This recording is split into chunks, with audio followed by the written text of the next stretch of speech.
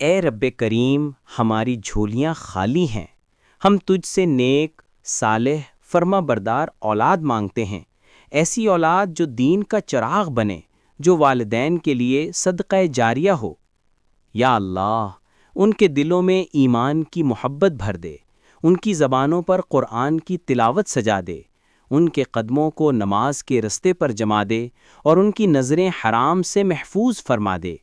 اے اللہ، ہماری اولاد کو دنیا کی برائیوں سے بچا، ان کے دلوں کو غرور، حسد اور غفلت سے پاک رکھ، انہیں علم نافع عطا فرما، ایسی صحبت دے جو انہیں نیک بنائے نہ گمراہ کرے۔